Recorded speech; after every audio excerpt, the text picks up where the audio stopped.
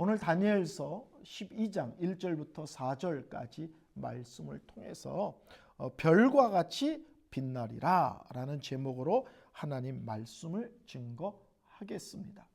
이 다니엘서 또 요한계시록 이런 성경은 일반적으로 묵시문학이라는 식으로 표현을 하고 있습니다. 특별히 이 다니엘서 12장은 세상 끝, 흔히 우리가 말하는 종말에 대한 이야기를 하고 있는 것이 다니엘서 12장입니다. 특히 오늘 우리가 읽은 본문 1절부터 4절까지는 이스라엘뿐 아니라 모든 인류 전체가 이 세상 끝날 어떤 일을 겪게 될 것인가. 이스라엘 사람만이 아니라 모든 사람들이 마지막 날에 어떤 일을 겪게 될 것인가에 대한 말씀이 오늘 다니엘서 12장 1절부터 4절까지의 말씀입니다. 첫째 1절을 통해서 뭘 말씀하냐면 예수님 오시기 일보 직전에 흔히 말세의 지말, 세상 끝 중에서도 아주 끝, 예수님 오시기 직전에 어떤 일이 있느냐, 큰 환난과 핍박이 있지만 하나님이 또한 분명한 지키심이 있다라는 것이 1절의 말씀입니다. 그때 내 민족을 호위하는 큰 군주 미가엘이 일어날 것이요 또 환난이 있으리니 이는 개국 이래로 그때까지 없던 환난을 것이며 그때에 내 백성 중에 기록된 모든 자가 구원을 받을 것이다. 예수님 오시기 직전에 어떤 일이 있느냐, 놀랍게도 큰 환난이 있을 것이다. 큰 핍박, 큰 박해가 있을 것이다 라고 말씀합니다.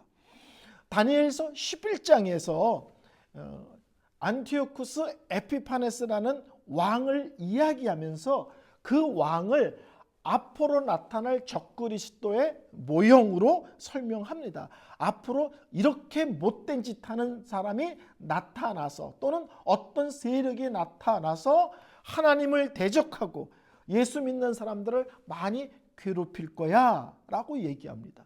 이 안티오쿠스 에피파네스라는 사람은 예루살렘에 쳐들어와서 성전에다가 제우스 신상을 세운 사람이에요. 하나님의 성전에다가 제우스 상을 쉽게 세우고 이스라엘 사람들이 가장 부정하다고 생각하는 돼지를 잡아서 성전에서 제사를 드렸습니다. 우리 하나님에 대한 말할 수 없는 모욕적인 짓을 한 거죠.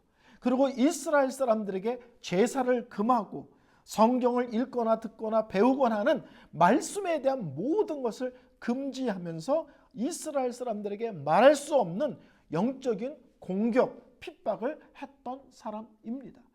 그런 아주 못된 왕을 들어서 이 사람처럼 앞으로 참 예수 믿는 사람을 힘들게 하며 하나님을 대적하는 사람 또는 어떤 세력이 나타날 것이라고 말씀을 합니다.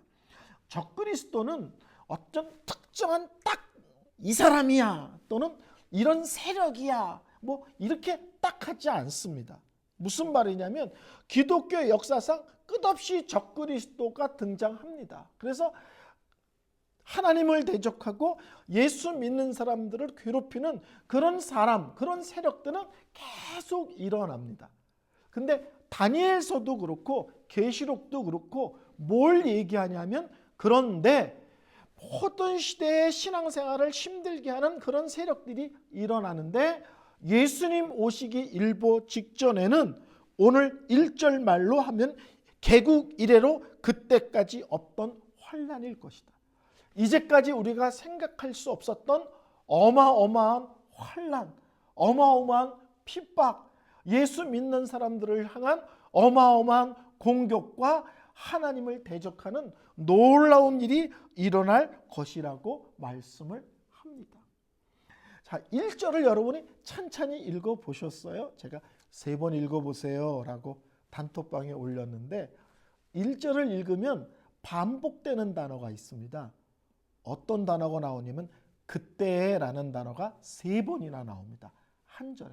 첫 번째 그때라는 것은 미가엘이라는 천사장의 등장을 얘기할 때고요.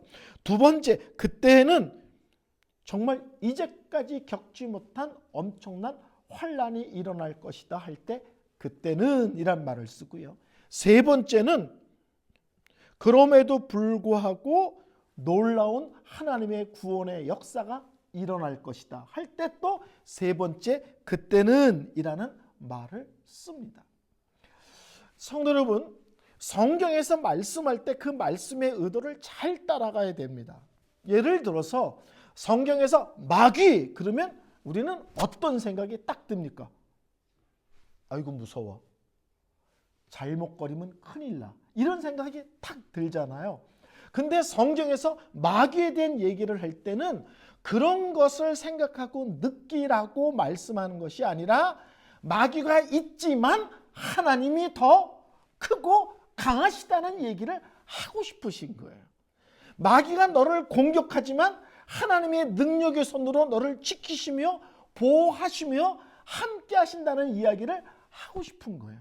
그러니까 마귀 보고 깜짝 놀래라고 마귀 얘기를 하는 것이 아니라 하나님이 더 강하다, 크시다, 놀랍다. 그분이 우리와 함께한다. 그분이 우리를 그분의 능력으로 붙드신다는 얘기를 실제로는 하고 싶어서 마귀 얘기를 하는 거예요. 그러니까 우리가 마귀 얘기에 아이고 놀라라. 여기서부터 시작하면 안 되고요. 별거 아니야. 하나님이 더 세. 꼭 일로 나가야 되는 거예요. 오늘 1절도 말세가 되면 말할 수 없는 큰 핍박, 큰 환란이 일어난다. 그러면 우리 속에 움츠러들잖아요. 그 세월을 어떻게 건딜까? 이런 생각이 들잖아요. 살아오면서 힘든 일이 얼마나 많았는데 상상할 수 없는 어려움의 세월이 또 온다고? 거기에 우리는 놀래고 좌절할 수 있지만 성경은 뭘 얘기하냐면 하나님께서 천사를 보내요. 그 고통과 힘듦의 세월도 하나님의 백성은 지키실 것이다. 보호하실 것이다를 이야기하고 싶은 거예요. 얼마나 힘드냐가 아니라 하나님의 능력을 보라. 하나님이 우리를 향한 사랑하심을 보라. 하나님의 그 놀랍고도 아름다운 우리를 향한 그 은혜의 손길을 보라에 초점이 맞춰져 있습니다. 그래서 1장 끝에 뭐라고 말씀합니까? 그때 내 백성 중에 책에, 여기서 책은 생명의 책을 얘기하는 거예요.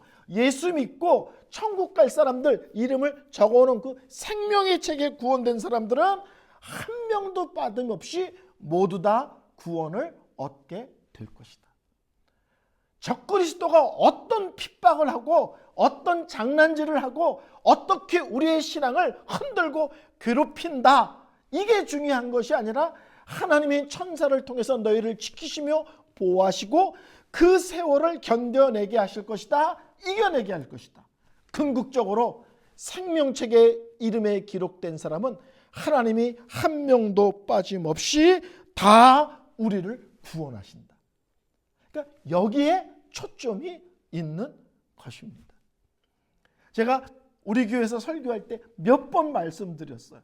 저는 제가 감당할 수 없는 어떤 일이 탁 벌어지면요 막 설레요. 제가 정말 이런 표현을 많이 써요. 첫사랑을 만난 것처럼 설렙니다. 내가 감당할 수 없는 일이 벌어졌어. 이건 뭐야? 100% 하나님이 책임지겠다는 뜻이죠. 내가 감당할 수 없는 일이 벌어졌어. 하나님은 뭐라고 말했어요? 감당치 못할 시험을 허락하지 않으신다. 피할 길을 주신다. 예? 하나님께서 알아서 책임져 주신다. 그러니까 큰 문제 앞에 우리는 좌절하려고 그 문제 앞에 있는 게 아니라 하나님이 얼마나 크고 놀라운지에 초점을 맞추라고 성경은 끝없이 우리에게 요구하시는 것입니다. 두 번째, 2절에 뭐를 얘기하냐면 부활이 있다, 영생이 있다, 이것을 또 얘기합니다. 2절, 땅의 티끌 가운데서 자는 자 중에서 많은 사람이 깨어나 영생을 받는 자도 있고 수치를 당하여 영원히 부끄러움을 당하는 자도 있을 것이며, 마지막 날 어떤 일이 벌어지느냐? 부활이라는 어마어마한 일이 벌어질 것이라는 거예요. 오늘 여기서 2절에 영생이라는 말을 썼는데 구약 성경에 영생이란 말이 여기서 처음 나옵니다. 구약은 그 마지막에 대한 다양한 단어를 쓰거든요. 근데 영생이란 말은 다니엘서 2장에 처음 나오는 단어예요. 성도 여러분, 영생이 뭐예요? 제가 이 질문을 하면 항상 답을 미리 가르쳐 드려요. 여러분이 알고 있는 답이 거의 틀린 것입니다. 근데도 꼭 손들고 답하는 사람이 있어요. 답하면 틀린 겁니다 라고 얘기했는데도 꼭 손들고 답을 해요. 제가 많은 교회 설교를 하러 다니면서 영생이 뭡니까? 라고 질문하면 거의 100% 나오는 답이 뭐냐면 영원히 사는 거예요. 이렇게 답합니다. 영생이 뭡니까? 영원히 사는 거예요. 성도 여러분, 천국에서도 영원히 살고요, 지옥에서도 영원히 살아요. 그러니까 영생은 영원히 산다가 핵심이 아니고요, 어떤 상태로 사냐가 핵심이에요. 무슨 말씀인 줄 아시죠? 어떤 사람이 120년을 살았대. 근데 그 사람이 아파서 40살부터 누워서 120살을 살았대. 얼마나 오래 사는 게 부러운 게 아니라 얼마나 힘들었을까 그러잖아요. 근데 저 어르신이 이번에 돌아가셨는데 100세에 돌아가셨대. 근데 어저께까지도 산책하고 어저께까지도 식구들하고 밥 먹고 웃고 그러시다가 아침에 일어나 봤더니 웃으면서 돌아가셨대. 아이고 복되네. 무슨 말인지 아시죠? 오래 사는 게 핵심이 아니에요. 지옥도 오래 살거든요. 그러니까 핵심은 뭐냐면 누구랑 함께해요. 누구랑 함께. 하나님과 함께. 어디에서? 천국에서. 얼마나? 영원히. 이해가 되시겠어요? 그래서 영생은 영원히 사는 게 첫 번째가 아니라 누구랑 사느냐가 첫 번째예요. 하나님과 함께. 하나님과 함께면 뭐 월세방도 괜찮아요. 아니야, 천국에서 어머머머 얼마나요? 영원히. 이럴 때 영원히가 의미 있고 가치 있고 복이 되는 것입니다. 아멘. 그래서 오늘 성경에 마지막 날 큰 환란이 있을 것이나 천사들이 보호할 것이고 생명책에 기록된 사람은 빠짐없이 다 구원을 받는다. 그리고 마지막 날 부활을 하는데 예수 믿는 사람은 뭐라고요? 오늘 본문에 영생을 받는 자가 있겠고, 여기서 영생은 이제 그리스도 안에서 하나님과 함께 사는 삶을 얘기하죠. 근데 또 한 사람들이 부활하는데 그들은 수치를 당하여 영원히 부끄러움을 당할 수도 있는 자다. 영원히 사는데 그 영원히 사는 삶을 오늘 성경은 두 가지 단어로 얘기해요. 수치 그리고 영원한 부끄러움. 하나를 더한다면 말할 수 없는 고통. 그렇죠? 부끄러움과 수치와 말할 수 없는 고통 가운데 영원히 살기 위해서 부활하는 사람이 있고, 하나님과 함께 천국에서 영원히 살기 위해서 부활하는 사람이 있다는 거예요. 이제 우리가 데살로니가 전후서에 배우면 또 이런 부분에 대해서 좀 더 구체적으로 말씀을 드릴 것입니다. 자, 환란이 있다. 걱정하지 마. 하나님이 천사를 통해서 너희들 보호하시고 지키실 거야. 그리고 믿는 사람들은 한 명도 빠짐없이 다 천국에 들어가. 예수님 다시 오실 때 부활의 역사가 있어서 하나님을 믿는 사람은 하나님과 함께 천국에서 영원히 사는 부활이 있고, 예수 믿지 않고 죄 속에 빠져 사는 사람들은 부끄러움과 수치와 말할 수 없는 고통에서 영원히 사는 지옥에서의 삶을 위한 부활이 있을 거야. 참 구약 성경인데 너무 마지막 때에 대한 명확한 말씀을 하시죠. 그러면서 3절 4절에 지혜로운 자에 대한 이야기를 합니다. 지혜 있는 자는 궁창의 빛과 같이 빛날 것이며 많은 사람을 옳은 대로 돌아오게 하는 자는 별과 같이 영원토록 빛나리라. 이스라엘 사람들이 글을 쓸 때 이런 식의 말을 쓸 때 이게 똑같은 의미라는 것을 이해하셔야 돼요. 대표적으로 시편에 그렇습니다. 이스라엘 사람들은 어떤 말을 쓸 때 똑같은 말을 두 번 쓰지 않아요. 나는 당신이 보고 싶습니다. 그럼 그 다음에는 나는 당신이 항상 생각이 나요. 이렇게 말을 바꿔요. 그러니까 이해가 되시죠? 나는 하늘을 볼 때마다 당신이 생각이 나요. 갑자기 또 할 얘기 생각이 하여튼 그러니까 똑같은 말을 쓰지 않고 문장할 때 위의 문장과 아래 문장이 같은 의미인 거예요. 쉽게 말하면 지혜 있는 자는 궁창의 빛과 같이 빛날 것이요 할 때 지혜 있는 자와 많은 사람을 옳은 대로 돌아오게 하는 자는 별과 같이 영원히 빛나리라 할 때 많은 사람을 주께 돌아오게 하는 자가 곧 지혜로운 자예요. 하나님께서 마지막 날 우리가 하나님 앞에 섰을 때 하나님이 우리를 칭찬하시는데 별처럼 영원히 빛나는 존재라고 칭찬하는 사람이 있는데 그 사람들이 지혜로운 자라는 거예요.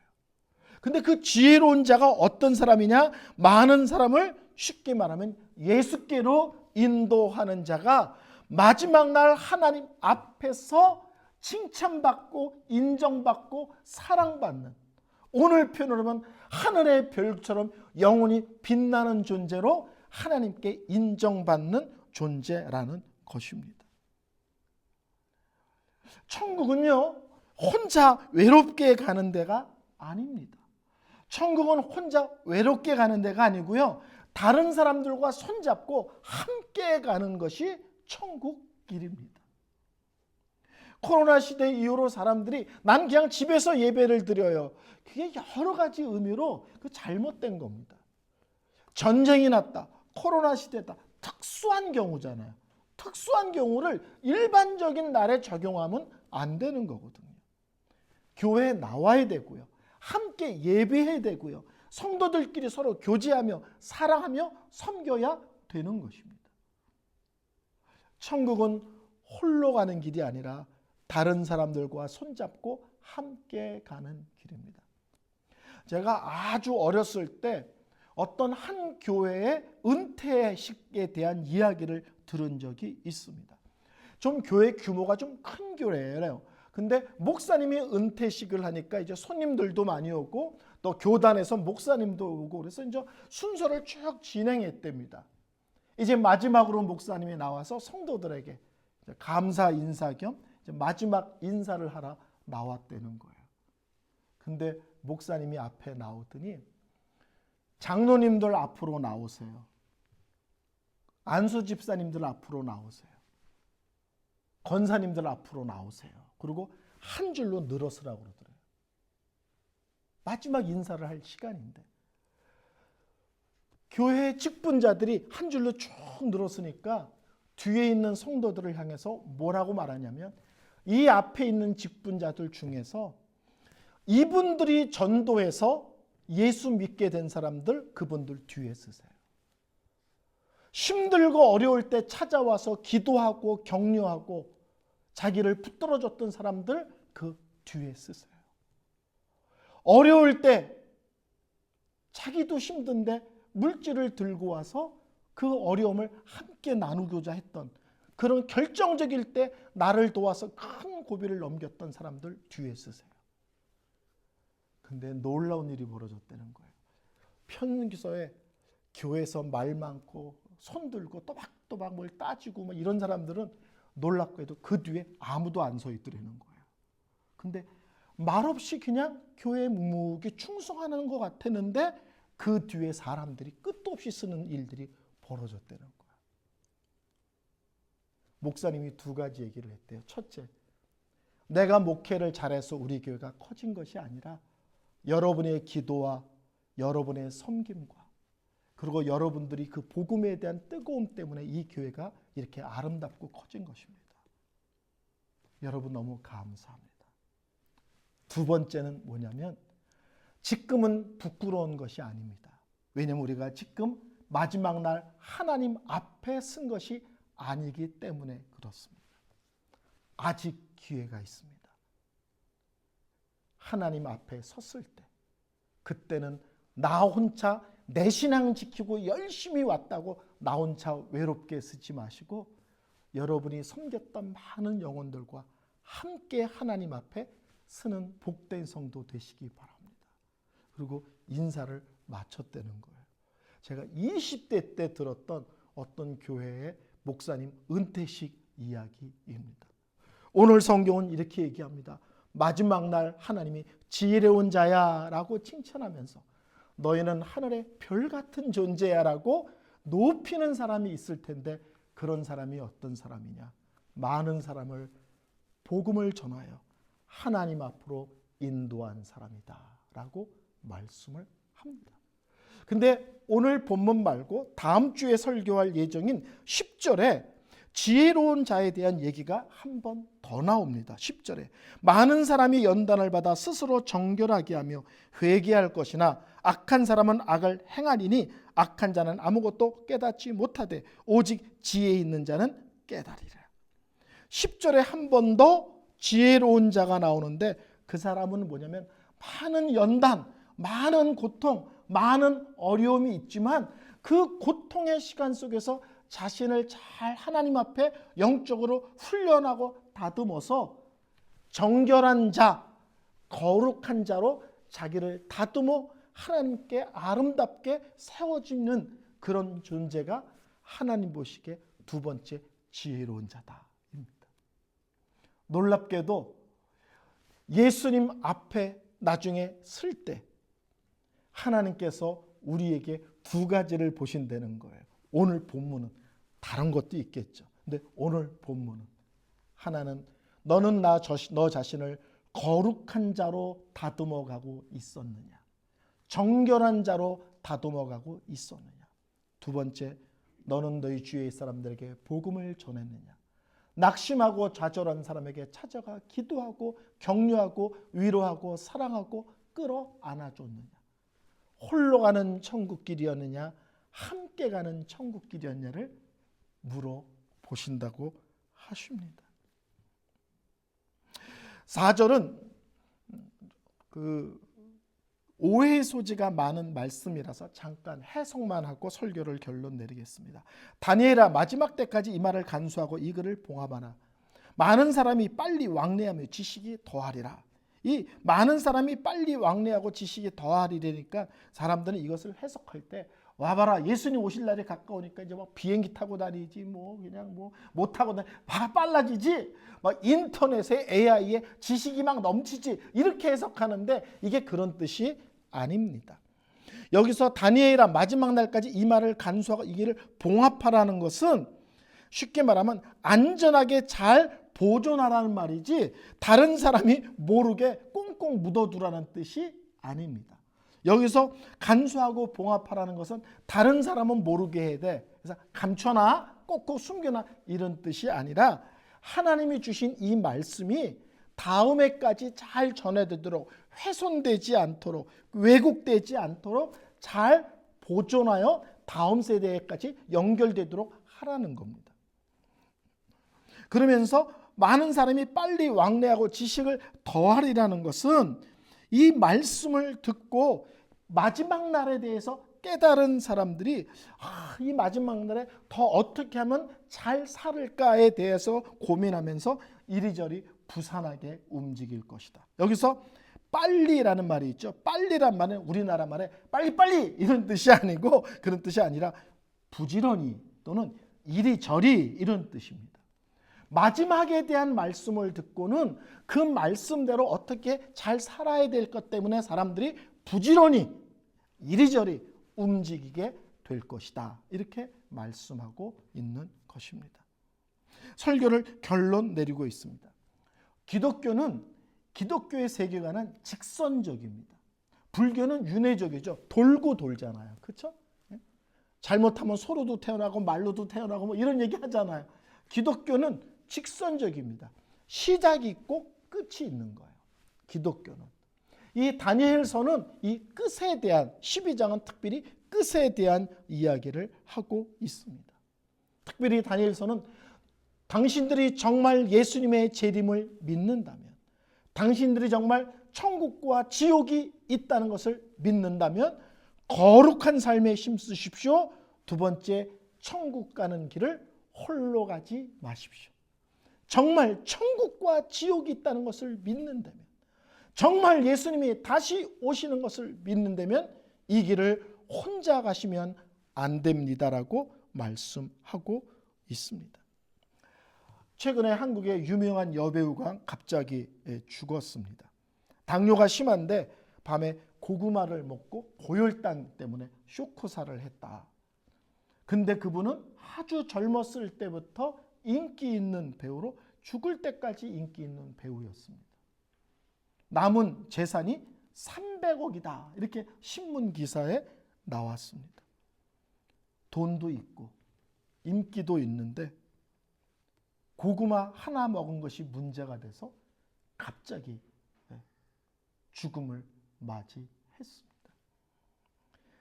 예수를 믿는 사람들은 이 땅에 살면서 갑자기 예수를 맞이하는 존재가 아니라 예수님 오신다는 것을 항상 마음에 새기며 기다리는 자고, 이 땅에 살지만 영원한 천국이 있다는 것을 기억하며 사는 존재들입니다. 우리는 갑자기가 아니고 이미 하나님이 말씀하셨고 이미 우리에게 자세히 설명하여 주셨습니다. 이 땅에 살면서 영혼을 기억하고 사는 그런 존재임을 기억하여 이번 한 주도 아름답게 살아내시는 모습들 되시기를 바랍니다.